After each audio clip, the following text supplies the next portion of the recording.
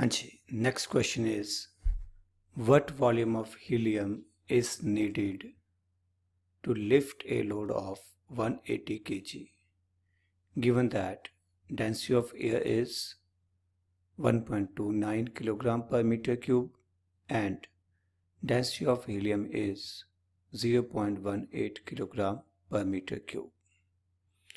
तो क्वेश्चन में हमें बेसिकली एक हीलियम बैलून के बारे में बात की गई है। हीलियम बैलून को हम यूज़ कर रहे हैं एक भार, एक वेट को उठाने के लिए विच इज़ 180 kg। क्वेश्चन में क्लियर है हीलियम की डेंसिटी बहुत कम है as compare to density of air. Helium की डेंसिटी 0.18 यूनिट्स और उसके अगेंस्ट एयर की density 1.29 units. Now we are going to understand कि कितना वॉल्यूम हमें हीलियम का चाहिए होगा। चलिए ऐसे समझते हैं, हमारे पास ये एक हीलियम का बैलून है जिसके नीचे हमने एक वेट है जिसे उठाना है। ठीक है, ये जो वेट हमें उठाना है इसकी वैल्यू कितनी है 180 kg। इस जगह पे क्या भरी हुई है बैलून में हीलियम और इसके आसपास बाहर क्या है एयर। कंफर्म। अब होगा क्या, हम एक चीज़ क्लियर कर लें कि जो 180 kg वेट है इसके वॉल्यूम के बारे में कोई इंफॉर्मेशन नहीं दी हुई, तो इसलिए हम 180 kg का अपथ्रस्ट कंसिडर नहीं करेंगे। ठीक है, जो अपथ्रस्ट कंसिडर होगा that will be only of the balloon. वैसे भी लॉजिकली क्लियर है 180 kg का अपथ्रस्ट बैलून के मुकाबले में बहुत कम होगा, इसलिए 180 kg का अपथ्रस्ट हम लोग इग्नोर कर देंगे। ओके, अब देखो मैं वैसे फीलिंग आपको शायद यहाँ पे वाटर की आएगी बट ये वाटर नहीं है, ये क्या है एयर। बैलून कहाँ उड़ रहा है एयर में। ठीक है, अब अपथ्रस्ट कौन प्रोवाइड करेगा, कंफर्म है एयर। और इस हीलियम गैस का वेट m1g नीचे को लगेगा, जो लोड हमने लगाया उसका वेट m2g भी नीचे को लगेगा। अगर हमें इस वेट को उठाना है तो कम से कम हमारी जो अपथ्रस्ट है it should balance weight of the helium gas and weight of the load. Once again एक बात को ध्यान से समझो, जो एयर बैलून है उसका मास हमें क्वेश्चन में नहीं दिया। सीधी सी बात है, हीलियम किसी बैलून में बंद होगी, बैलून का भी कुछ ना कुछ मास होगा, बट वो मास हमें क्योंकि क्वेश्चन में नहीं दिया हम उसकी बात नहीं करेंगे। ओके, अपथ्रस्ट, एयर की upthrust volume into density of air into G. m1 weight किसका था हीलियम गैस का, volume into density of helium gas into G plus m2g। जो लोड हमने उठाया वो क्वेश्चन में दे रखा है 180g। ये दोनों वॉल्यूम सेम आएंगे, जितना वॉल्यूम हीलियम ऑक्यूपाई करेगी उतना ही वॉल्यूम एयर भी डिस्प्लेस करेगी। ये g दोनों तरफ से कैंसिल आउट हो जाएगा, हमारे पास आ जाएगा volume into density of air. Density of air is 1.29 is equal to volume into density of helium which is 0.18 plus 180. This means that V into 1.29 minus 0.18 is equal to 180. तो V into this is 1.11 is equal to 180. Therefore, V is equal to 180 divided by 1.11 which is equal to 162.16 meter cube।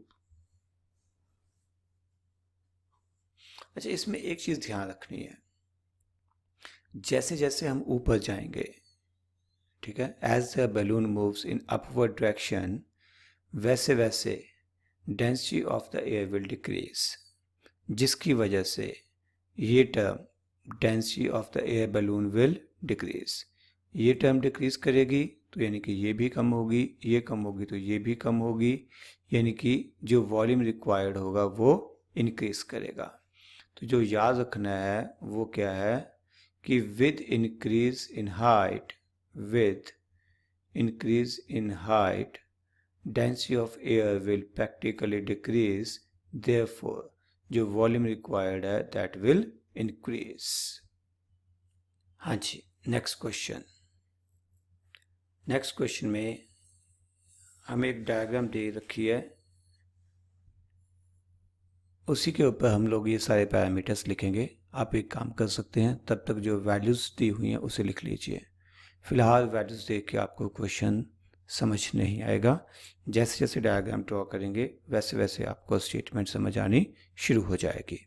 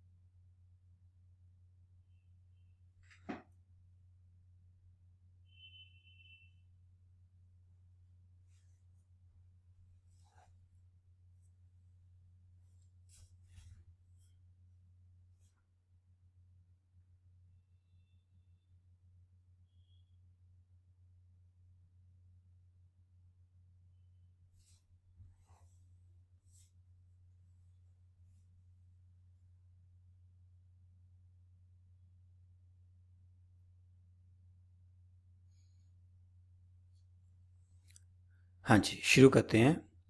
हमारे पास एक container, जिस container में water भरा हुआ है, इस container में हमारे पास एक रॉड है जो कि पार्शियली लिक्विड के अंदर है और पार्शियल बाहर है। ये पॉइंट जो है ये उसका हिंज पॉइंट है, यहाँ पे रॉड एक एंड पे सपोर्ट की हुई है।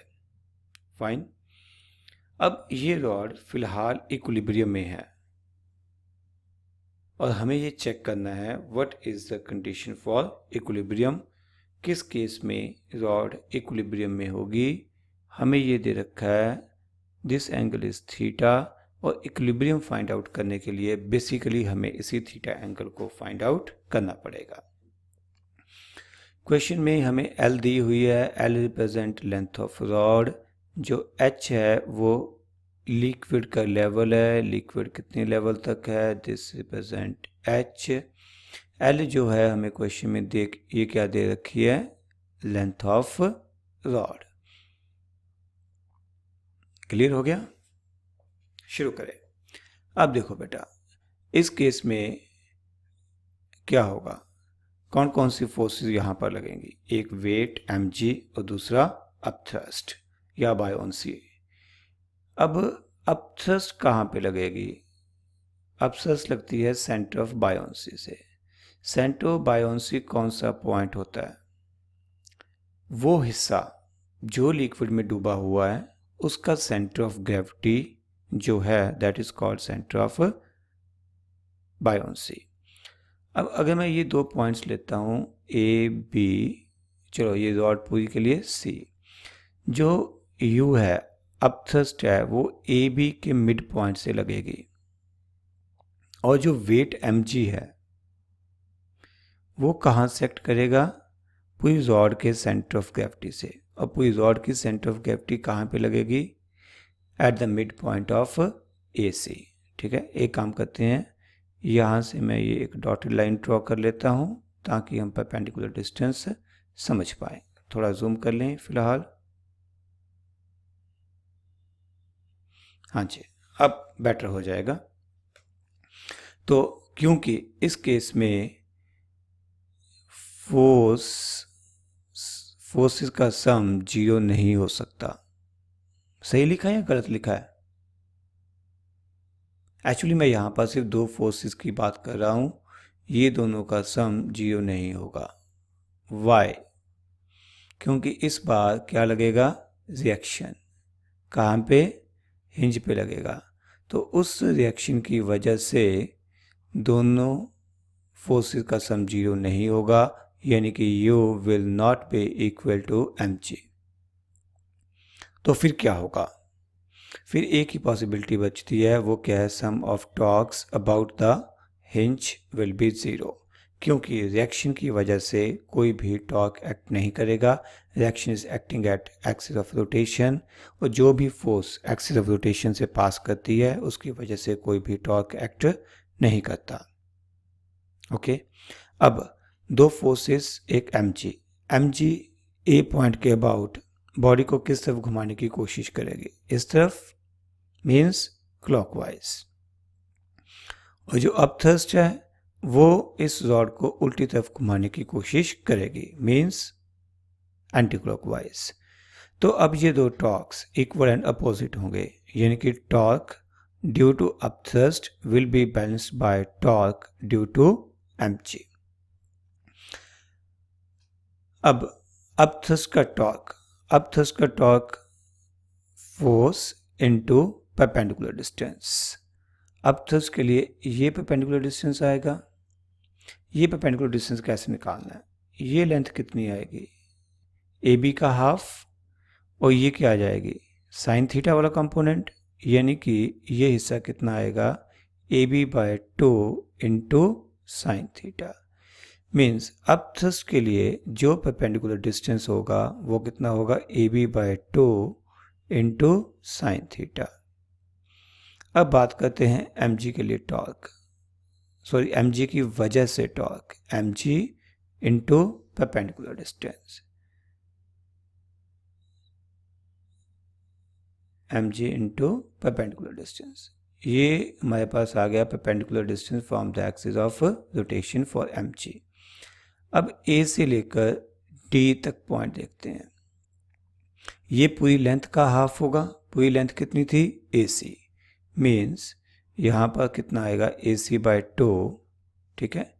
और क्योंकि ये थीटा है, थीटा के सामने परपेंडिकुलर है, तो ये परपेंडिकुलर डिस्टेंस कितना हो जाएगा? AC/2 into sine theta. Means I can write here AC/2 into sine theta. Once again sine theta will cancel out. Clear जी? तो साइन थीटा दोनों तरफ से कैंसिल आउट हो जाएंगे।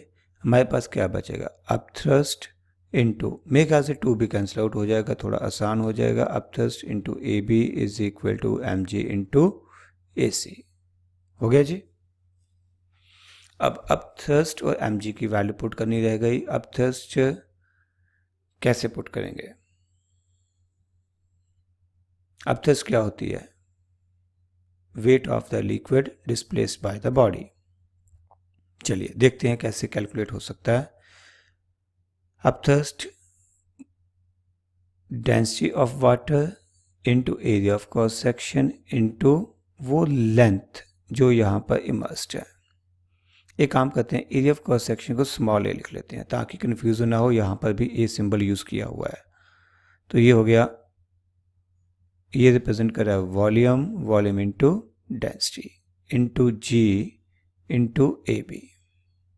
और mg के लिए m डेंसिटी ऑफ रॉड